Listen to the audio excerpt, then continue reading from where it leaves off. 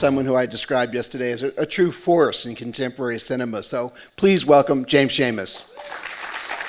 Or should I say Comrade James Schamus? Absolutely.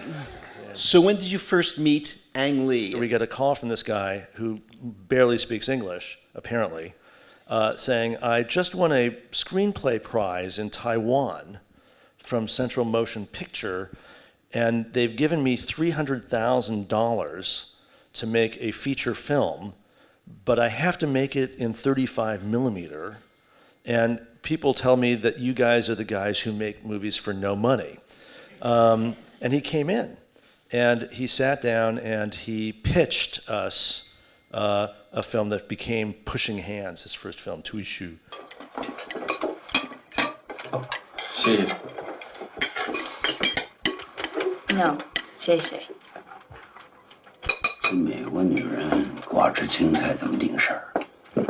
她怕胖，我怎么不怕胖？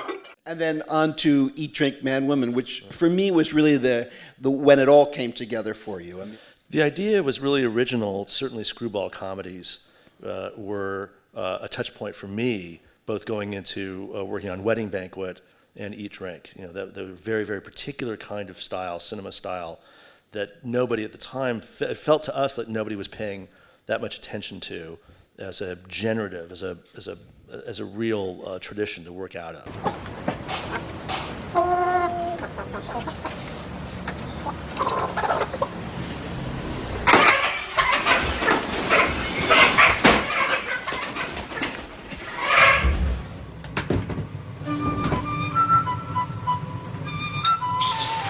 It's a great ensemble, especially the relation among the three sisters. As I was watching the film again, it almost seemed to me that one could argue they're all one person, but different sides of a person. Yeah, they're all me. That's just saying.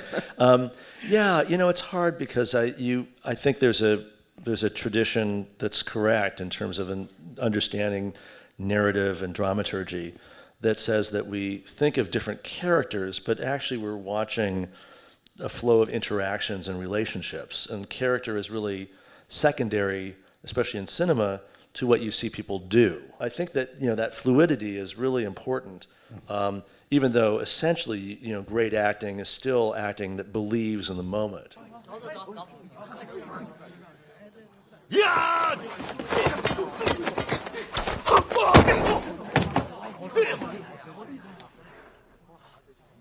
What advice do you give to people who are introverted thinkers and have a lot in their head, but they are unable to communicate to others? This is going to be your biggest challenge. I've worked with so many directors, and some directors look a little bit like me. They love to talk, blah, blah, blah. When I started directing, I did therefore the exact opposite. I really shut up, believe it or not. I tried to speak as little as possible. Every day I would remind myself that the lowest amount of volume of communication with the maximum information was the best way, especially with my actors, but really with the whole team. Also to empower the team, whether they're the cinematographer or the designer, to really aspire to their own imaginations and then be able to talk to me. So it's not the worst thing in the world that you're introverted and shy, but you have to turn that into a strategy. One thing that I often have a difficult time with is really just knowing when to stop writing. It's hard. Really, look, screenplays are purely instrumental documents.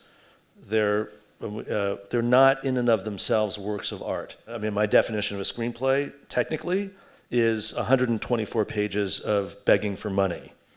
That's really what it is. You stop when you think you have created a document that can inspire other people to do work like raise money and make a movie. But you are not writing a sonnet. Thank you so much for this Thank you. And thank you very much for coming. I think the most important thing I learned today has to do with his process of screenwriting. الجميل انك تشوف كيف تجربة غير الموجودة في هوليوود كيف كان التعايش معها. أعتقد هذا اللي الأغلب يحب يوصل له، أنه يقول قصة من واقعه أو من حياته الشرقية ويحب يوصلها للعالم يعني.